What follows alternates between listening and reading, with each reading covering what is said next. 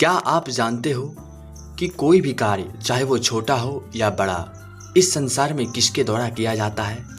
तो आपको जवाब मिलेगा शरीर। शरीर ही एकमात्र ऐसा माध्यम है जिसके द्वारा संसार में हर एक कार्य संपन्न किए जा सकते हैं। लेकिन क्या आपको पता है ये शरीर किसके आदेशानुसार चलता है? ये शरीर किसके एकमात्र इशारे से भटकता फिरता है?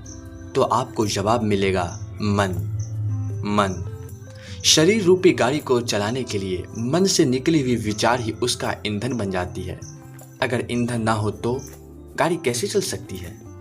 दोस्तों, शरीर को फिट रखने के लिए ना जाने कितने तरीके और सलीके इस संसार में अपनाए जाते हैं, लेकिन जो इसका मूलभूत आधार है, जो इसका कंट्रोलर है, नियामक है, उसके तरफ किसी का ध्यान तक नहीं जाता।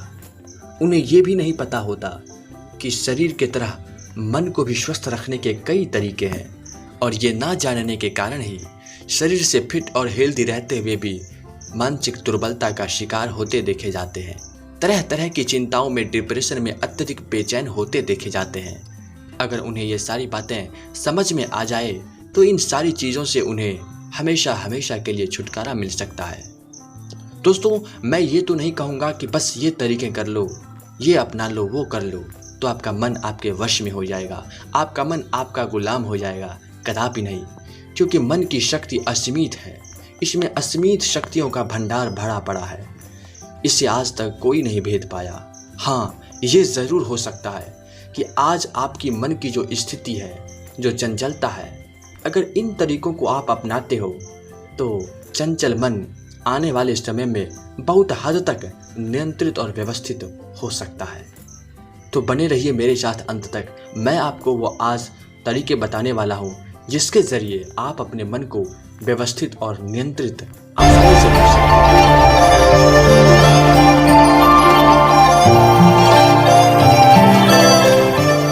जो आपके लिए ज़रूरी हो। शरीर के द्वारा किया गया कोई भी कार्य मन के द्वारा किए गए निर्देश के अनुसार होता है।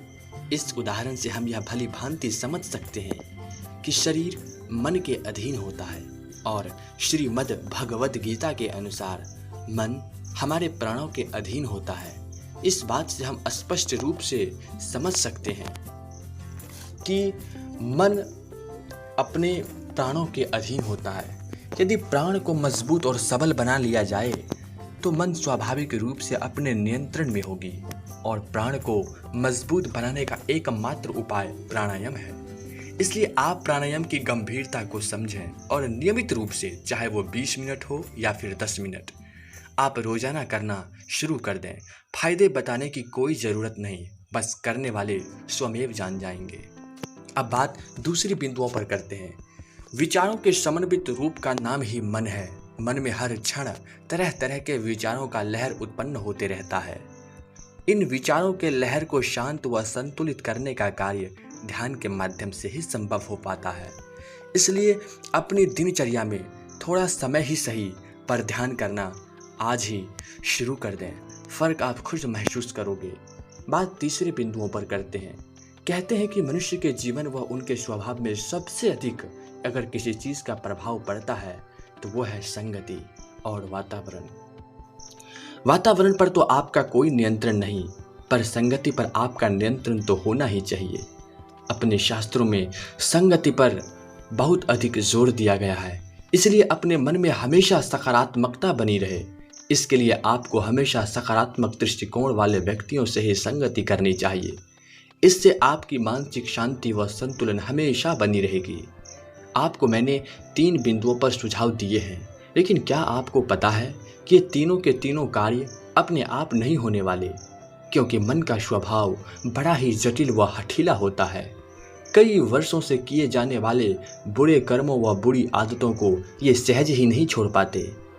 तो इसके लिए सबसे आखिरी व सबसे महत्वपूर्ण बातों को आपको जान लेना होगा, और वो है स्वाध्याय। कम से कम 5 से 10 मिनट अच्छी साहित्य और अच्छी पुस्तकों का स्वाध्याय किए बिना, पढ़े बिना सोना नहीं है। ये आपको संकल्प लेना है।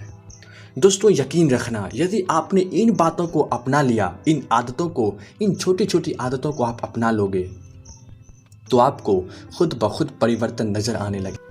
आप अपने मन को अच्छे से समझ पाओगे और फिर आपका मन आपके नियंत्रण में होगा। आप जो करोगे उसी में सफलता मिलेगी। चंचलता दिन ब दिन कम होती चली जाएंगी। अगर मेरी दी हुई जानकारी अच्छी लगे तो वीडियो को लाइक करना और हेल्थ, बॉडी एंड माइंड से रिलेटेड आगे आने वाली वीडियोस की नोटिफिकेशन आप तक पहुंचती रहे, इसके लिए चैनल को सब्सक्राइब कर लीजिए। और फिर मिलते हैं किसी अगले वीडियो में किसी अन्य जानकारी के साथ। तब तक आप बने रहिए मेरे साथ। धन्यवाद।